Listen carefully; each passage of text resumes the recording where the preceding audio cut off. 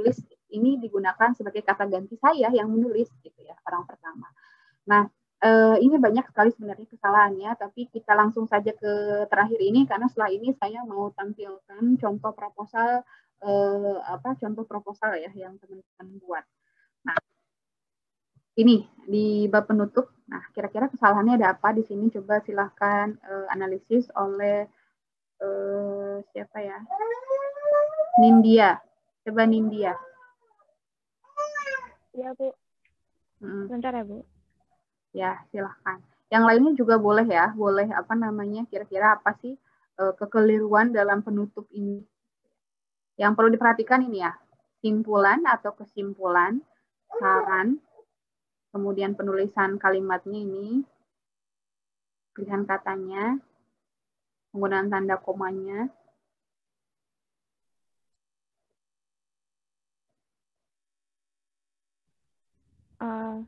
Yang pertama itu yang nomor 1, menyosialisasikan harusnya M-nya kecil.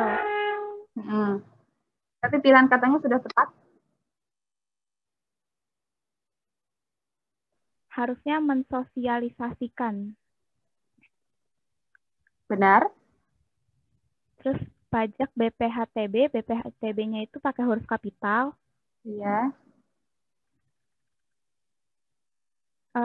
Koma sebelum kata sehingga itu harusnya nggak ada. Betul.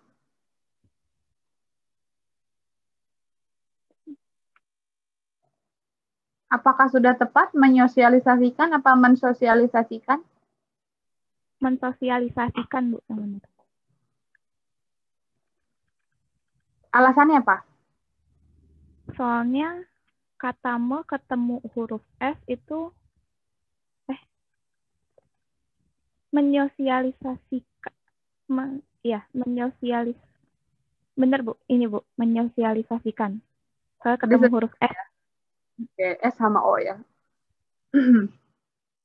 Ada lagi?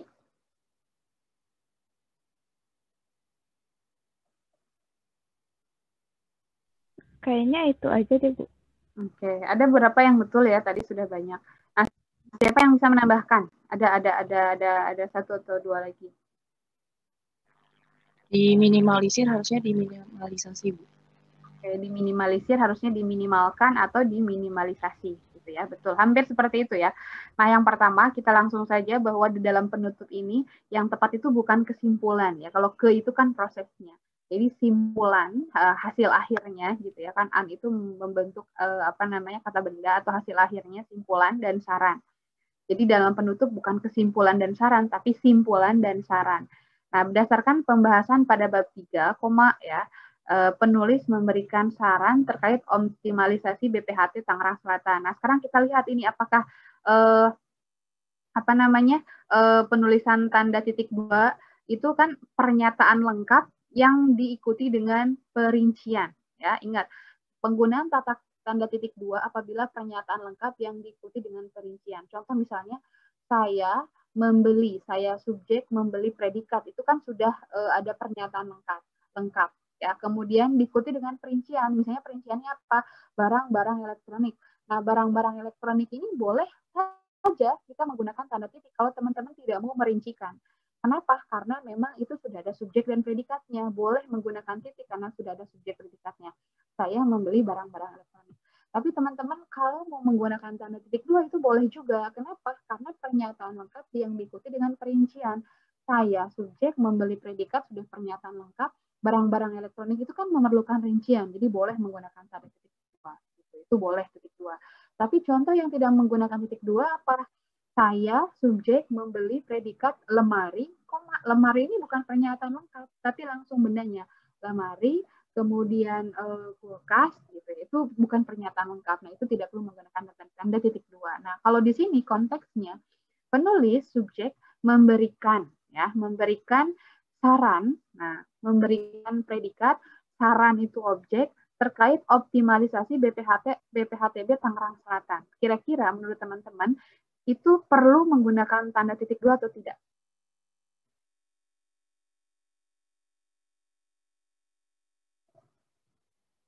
Halo?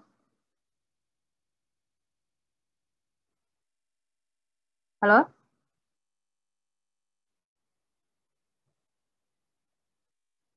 apakah ada, ini kan sudah ada pernyataan lengkap ya, penulis subjek ya, kemudian memberikan predikat, saran objek terkait optimalisasi BPHB Tangerang Selatan. Apakah di sini ada perincian yang perlu dirincikan?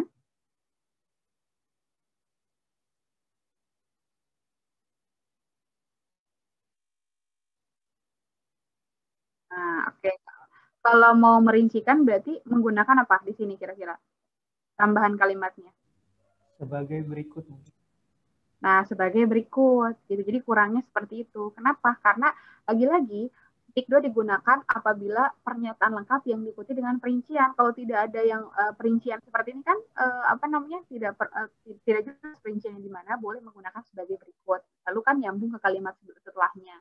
Jadi penulis memberikan saran terkait optimalisasi BPHT Tangerang Selatan sebagai berikut, baru titik 2.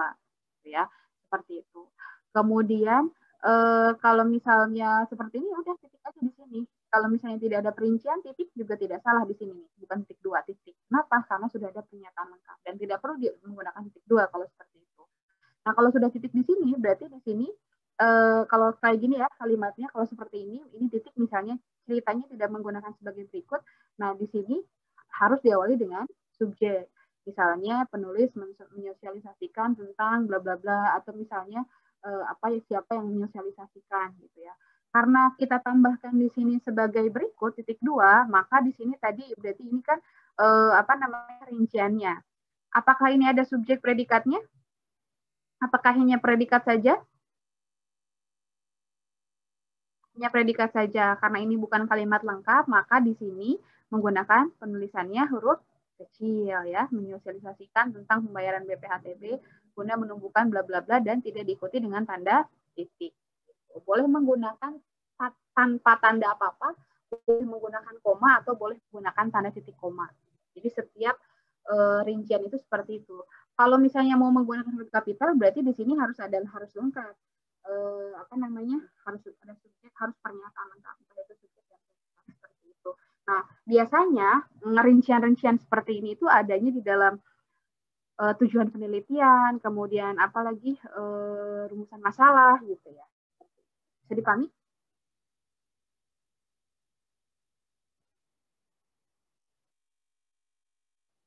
Nah, ya, betul. Jadi gini, kemarin kan kita sudah bahas bahwa imbuhan me itu bertemu dengan kata dasar TPKS atau KTSP itu akan luluh. Nah, ada yang luluh dan tidak ada yang luluh dan ada yang tidak luluh. Yang luluh itu berarti apa? Yang TPKS atau KTSP-nya itu kita sebut saja deh KTSP ya. KTSP, K, T, S sama P itu apabila kata dasarnya yang diawali dengan konsonan vokal. Misalnya contohnya sapu. S itu konsonan, A itu vokal kan, sapu gitu ya, konsonan vokal, maka itu akan luluh. Contoh bukan mensapu tapi menyapu. Kemudian apalagi misalnya konsumsi. Konsumsi itu kan K itu konsonan, O itu vokal, berarti mengonsumsi. Nah, setiap imbuhan me bertemu dengan kata dasar PTKS yang kata dasarnya konsonan vokal itu luluh. Tapi me bertemu dengan kata dasar PTKS yang imbuhannya, yang kata dasarnya diawali oleh konsonan-konsonan atau konsonan rangkap, contohnya misalnya transfer. Transfer kan dari T ya, transfer, bukan transfer tapi T sama R. Nah, maka itu tidak luluh. Jadi bukan mentransfer tapi mentransfer. Kuncinya di situ. Tidak semua luluh bertemu dengan KTSP, tapi lihat dulu kata dasarnya. Apakah dia diawali konsonan vokal atau konsonan-konsonan. Konsonan vokal luluh, kalau konsonan-konsonan tidak luluh. Sosialisasi itu kan S dan O, konsonan vokal, maka yang tepat adalah menyosialisasikan. Bisa dipahami? Oke. Nah, sekarang saya lihat ya, saya perlihatkan ini. Bentar lagi waktunya habis nih. Nah, kemarin saya tidak mengambil contoh yang dari kelas ini. Saya ambil contoh yang paling banyak gitu ya kesalahannya. Nah, di sini ya. Ini kan sama ya. Ini teman-teman tinggal lihat saja. Nah, di sini kesalahannya kira-kira ada apa di sini?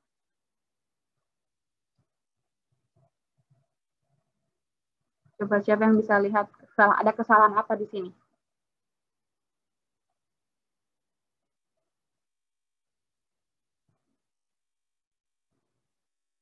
Ada tidak kesalahannya? Ridho Afdillah.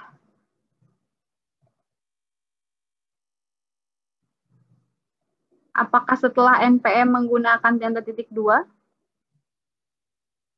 Tidak. Kalau NIP menggunakan tanda titik 2 tidak?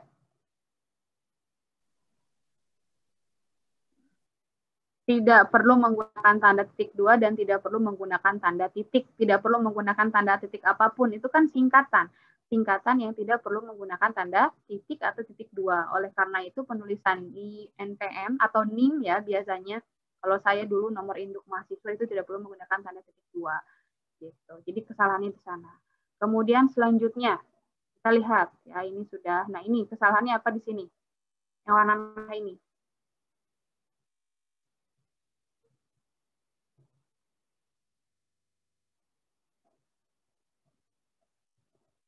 Ini sudah benar ya NIP-nya. Itu setelah nama nggak dikasih koma, Bu, mungkin. Nah ini. Ya betul. Jadi kesalahan-kesalahan seperti ini Bondi Arifin, koma gitu ya. Itu juga harus diperhatikan. Titik, koma, kemudian titik, koma, dan diakhiri dengan D, ini titik sudah tepat gitu ya. Jadi ini nih dia tidak konsisten. Kadang ditulis ada titiknya, kadang tidak, yang tepat seperti ini ya. Kemudian selanjutnya tadi. Kemudian ini. Nah, ini juga teman-teman harus perhatikan sedetail ini nih, yang warna merah ini halaman yang ini dia tidak menggunakan Times New Roman. Teman-teman kan di dalam KTT APK Instan harus menggunakan Times New Roman ya. Ini menggunakan Calibri. Jadi harus diperhatikan, harus dicek lagi sedetail-detail itunya. Kemudian selanjutnya di dalam penulisan daftar isi.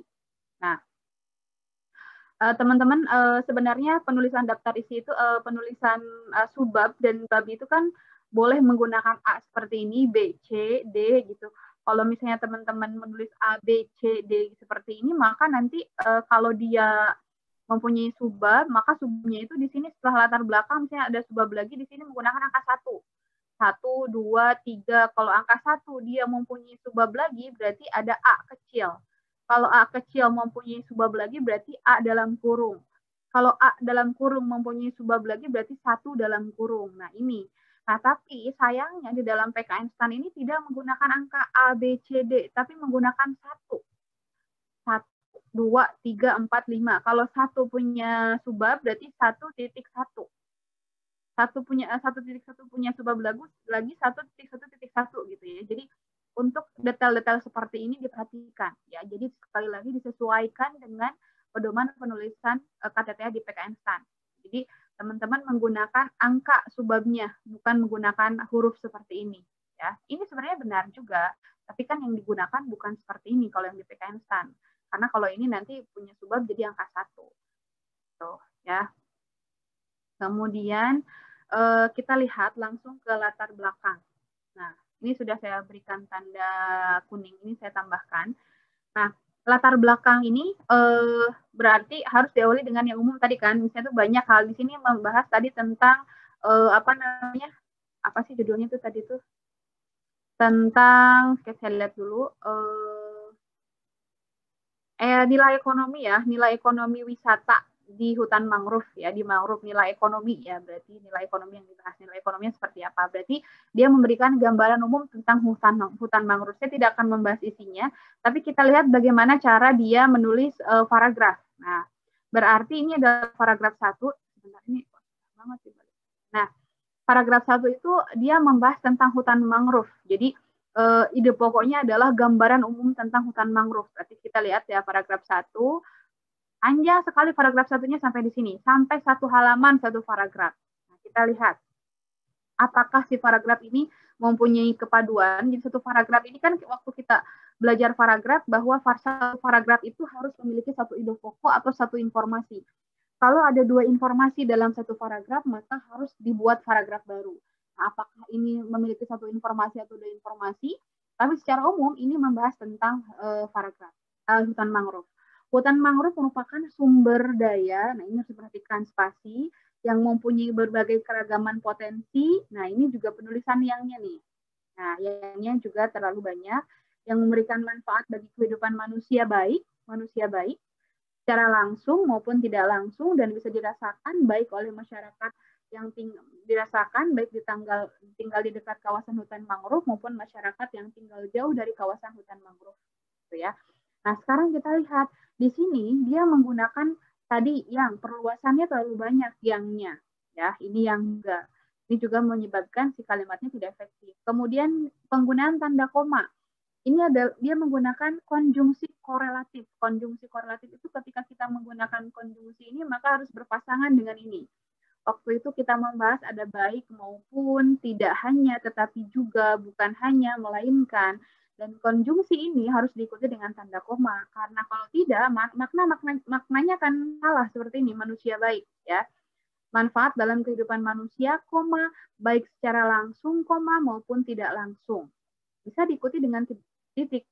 Nah, misalnya selain itu bisa dirasakan baik oleh masyarakat yang tinggal di daerah kawasan hutan mangrove, maupun masyarakat yang jauh dari kawasan hutan mangrove. Atau misalnya baik dirasakan oleh masyarakat yang tinggal di daerah kawasan hutan mangrove maupun yang tinggal jauh dari kawasan hutan mangrove. Atau misalnya ini jangan diulang-ulang kata-katanya seperti ini. Ini juga tidak tepat. Kalau ini kan ini adalah kutipan tidak langsung, berarti dia mengutip, memparafrasekan lagi dari teks aslinya.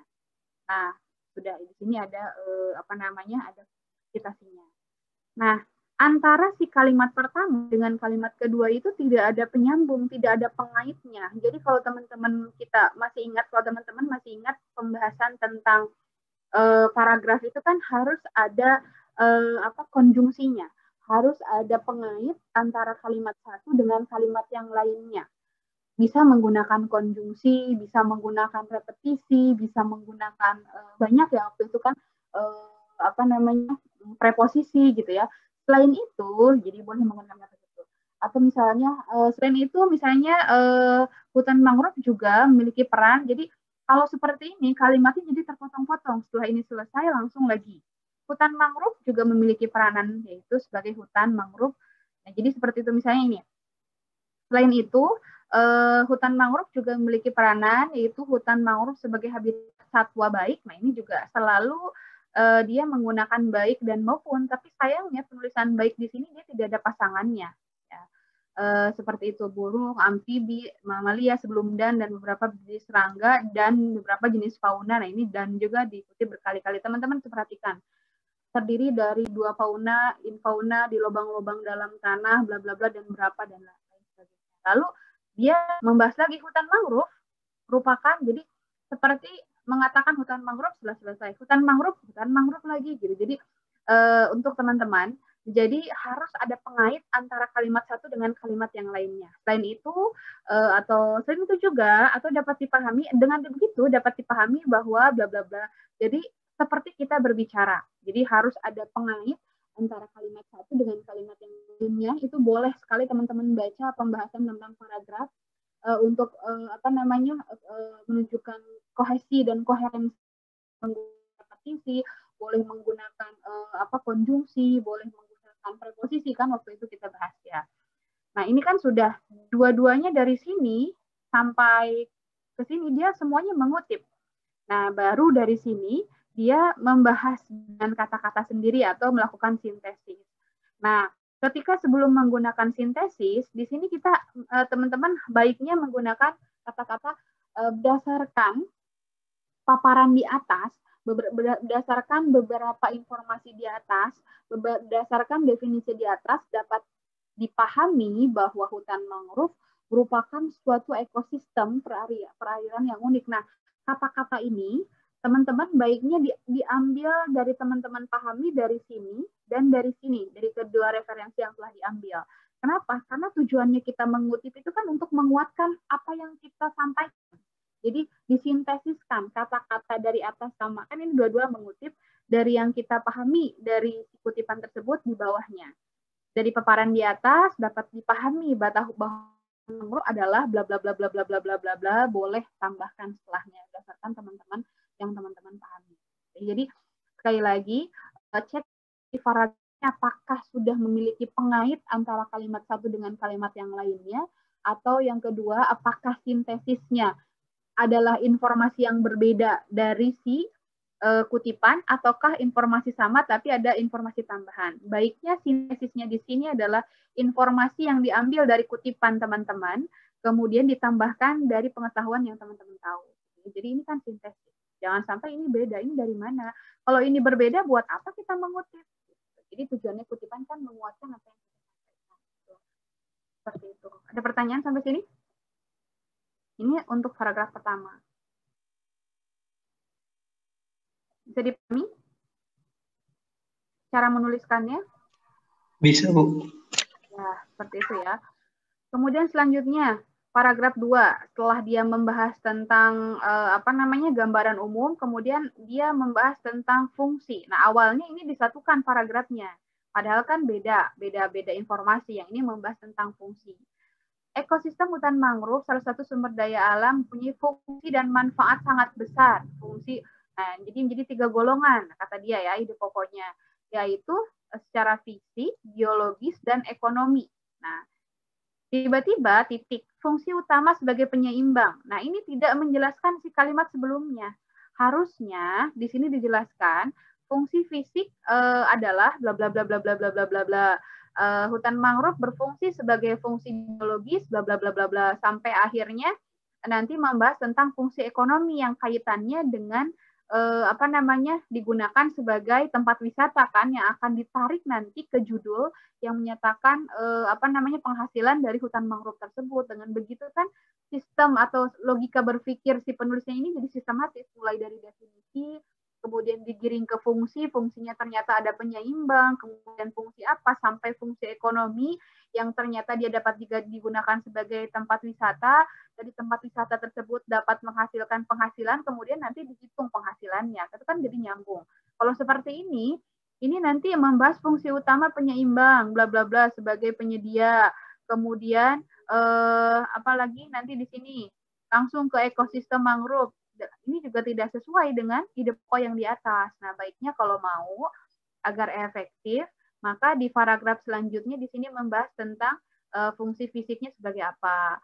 Kemudian di paragraf ininya fungsi biologisnya seperti apa, dan terakhir membahas tentang fungsi ekonominya seperti apa.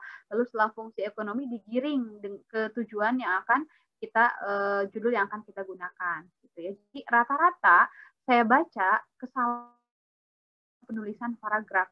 Jadi antara paragraf 1, kalimat 1 dengan yang kalimat yang lain itu tidak koheren ya, tidak sama. Sama juga misalnya ini tadi ya, kesalahannya banyak. Kemudian nih, antara kalimat 1 dengan kalimat yang lain itu seperti tidak ada fungsi apa-apa nih. Dia mengutip langsung saja ke tiba-tiba membahas tentang sumber daya mangrove, tiba-tiba ke ekosistemnya gitu. Jadi lagi-lagi di sini itu harus ada penghubung atau pengait antara kalimat 1 dengan kalimat yang lainnya. Ini kan bukan informasi yang berbeda. Ini kan kesatuan.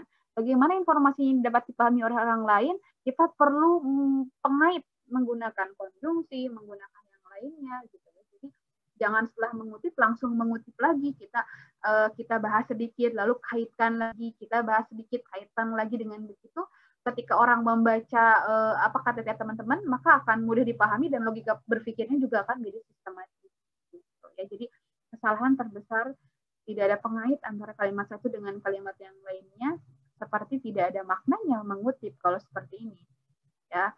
Kemudian nah ini mengutip lagi gitu ya.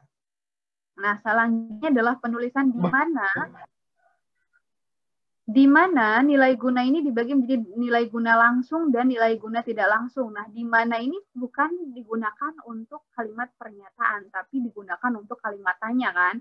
Berarti ini tidak tepat. Waktu itu kita sudah bahas. Di mana rumah saya sangat dekat sekali dengan hutan. Harusnya tidak perlu digunakan karena bukan kalimat tanya. Penulisan kata asing ini juga harus dimiringkan. Gitu. Nah, itu kesalahan dalam paragraf. Nah, ini tiba-tiba ekowisata. Ini pembahasan dari mana? Jadi harus ada pengait antara simpulannya, harus ada pengait antara kalimat 1 dengan kalimat yang lainnya. Kemudian yang sangat sering nih dikelola ini disatukan. Kemudian diperlukan disatukan. Selain itu, ini juga harus menggunakan tanda koma. Ini contoh-contoh yang ini. Kemudian nih rupiah juga ya. Ingat penulisan rupiah ini ketika dalam ujian perasaan teman-teman waktu itu banyak sekali yang betul ya. Tapi ini kenapa masih ada tanda titiknya? Gitu. Ini hal-hal kecil perlu diperhatikan. Kemudian kita skip karena kesalahannya hampir sama. Kemudian ini berdasarkan latar belakang penulis uraikan. Ini juga menggunakan huruf kapital. Ya. Maka timbul, boleh tidak perlu menggunakan maka, timbul pertanyaan yang jadi permasalahan dalam penelitian ini adalah sebagai berikut. Bagaimana kondisi keadaan ini boleh menggunakan kapital karena ini adalah kalimat tanya, ya. Kalimat tanya, ini kalimat, tapi kalimat tanya. Gitu ya. Kemudian kalau yang di sini, adapun tujuan penulisan dalam penelitian ini adalah sebagai berikut. Nah, berarti ini menggunakan titik 2. Nah, mengetahui kondisi keadaan dan masyarakat sekitar hutan mangrove Kampung Nipah. Nah, ini kira-kira kapital atau tidak mengetahuinya? Enggak, Bu. Enggak. Kemudian ini mengetahui Tidak, ya. Bu. Yang kedua dapat menentukan. Yang ketiga dapat menentukan. Dapat menentukan, dapat menentukan. Kenapa mengetahuinya tidak dapat mengetahui? Jadi harus sama.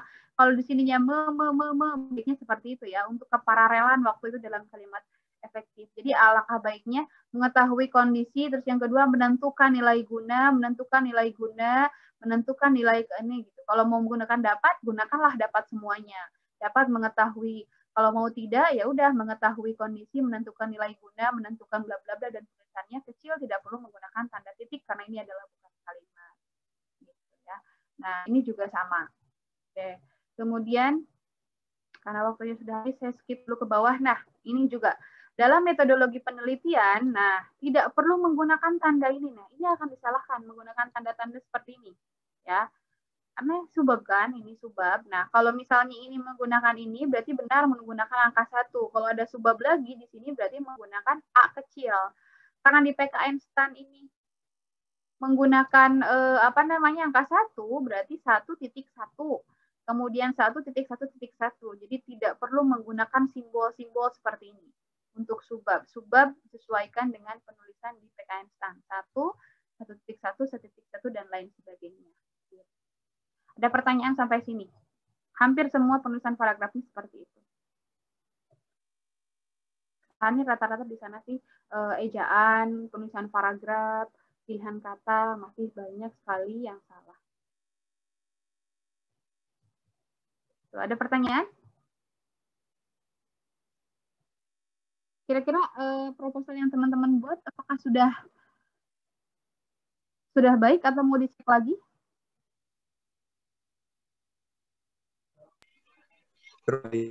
Oh, tidak bisa diperbaiki. Nanti mungkin kita perbaikinya di latar belakang KTTA saja nanti, Bu.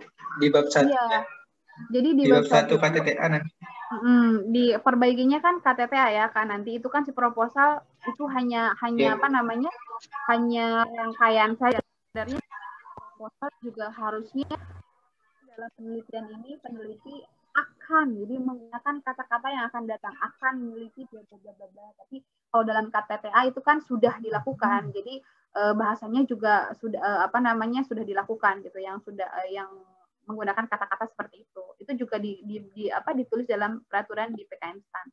Gitu ya. Jadi perbaikannya nanti di latar belakang baca kembali ketika penulisan KTTA-nya. Karena kan KTTA itu tidak akan sekali langsung selesai kan, bimbingan. Nah, oleh karena itu agar tidak dikembalikan lagi sering oleh dosen, kita perhatikan sebaik mungkin, terutama dalam penulisan paragrafnya. Gitu ya. Jadi harus ada pengait antara kalimat satu dengan kalimat yang lainnya. Kemudian harus sistematis logika berpikirnya dari mulai umum tadi, kemudian sampai ke pernyataan yang akan kita sampaikan. Gitu. Sebenarnya saya yakin teman-teman tahu tahap P, kesadaran penulisan kaidahnya saja yang masih kurang. Jadi, diterapkan apa yang teman-teman ketahui, terapkan apa yang teman-teman pahami, terapkan. Ya, jangan karena buru-buru atau apa gitu. Ya, seperti itu. Ada pertanyaan sampai sini? Izin bertanya, Bu.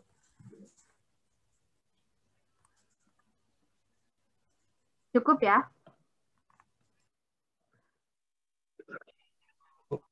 Boleh. Itu terkait yang tadi yang rumus itu yang tanda bacanya salah, itu seharusnya pakai apa ya, Bu? Itu kan bukan bagian dari subbab ya, Pak ya? Yang Untuk mana ya? menjelaskan rumus yang nilai ekonomis total proposal yang tadi yang terakhir. Yang mananya coba?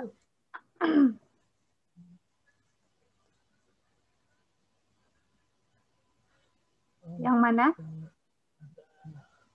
Yang ada rumus nilai ekonomis total.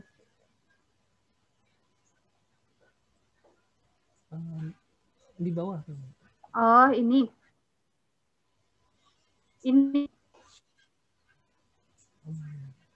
Nah, ya yang itu ini bukan bagian dari subbab nilai ekonomi total ya? Untuk menjelaskan rumusnya itu sebenarnya pakai apa ya? Untuk Oh, ini keterangan. Oh, ini bukan bagian dari subbab ya.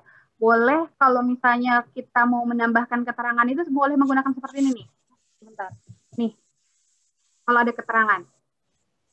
Kalau mau menjelaskan apa-apa misalnya, boleh menggunakan tanda seperti ini.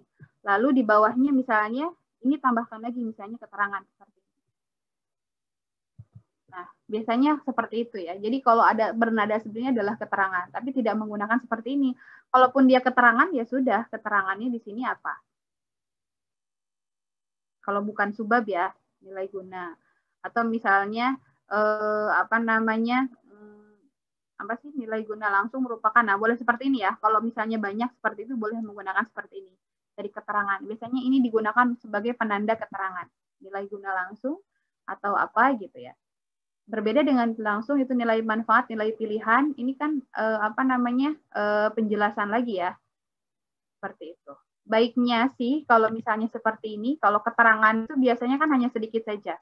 Nah, kalau misalnya seperti itu, berarti misalnya merupakan penjumlahan bla bla bla bla, nilai guna langsung dan tidak langsung, berarti dijelaskan saja seperti itu. Kalau mau boleh menggunakan seperti ini keterangannya. Nilai guna langsung, nilai tidak guna tidak langsung kalau bukan subbab. Tapi bukan menggunakan tanda seperti itu, contreng atau yang lain sebagainya gitu, imut yang lain itu kan tidak digunakan dalam penulisan.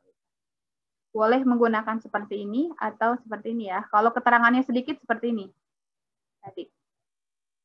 Itu penanda bahwa itu adalah keterangannya. Ya. Oke. Jadi tanda bintang atau strip itu? Ya. Tanda bintang itu kalau untuk keterangannya sedikit. Tidak perlu di sini misalnya ada istilah asing atau apa. Kalau misalnya istilah asing itu kan sebenarnya dalam PKN STAN atau penjelasan langsung kan menggunakan footnote ya. Menggunakan footnote digunakan sebagai keterangan tambahan. Nah, biasanya kalau di universitas yang lain karena footnote digunakan sebagai citasi maka menggunakan seperti ini kalau keterangannya sedikit. Nah, baiknya, ini juga kan keterangan ya, bukan penjelasan. Nah, ini boleh menggunakan footnote juga.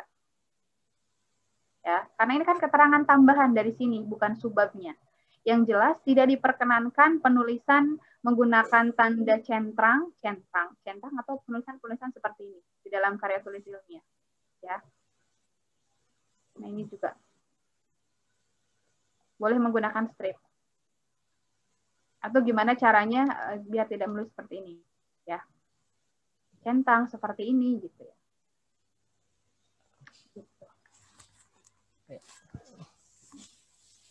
Baik, Pak. Terima kasih, Pak. Oke, ada lagi pertanyaan? Sudah cukup ya. Oke, kalau sudah cukup, minggu depan kita akan membahas materi yang berbeda. Saya harap nanti teman-teman untuk penulisan KTTA-nya diperbaiki lagi, sesuaikan dengan apa yang teman-teman ketahui ya. Oke, untuk hari ini kita cukupkan saja ya sampai hari ini karena waktunya sudah habis. Saya akan tutup di portalnya. Terima kasih, sampai jumpa minggu depan. Assalamualaikum warahmatullahi wabarakatuh.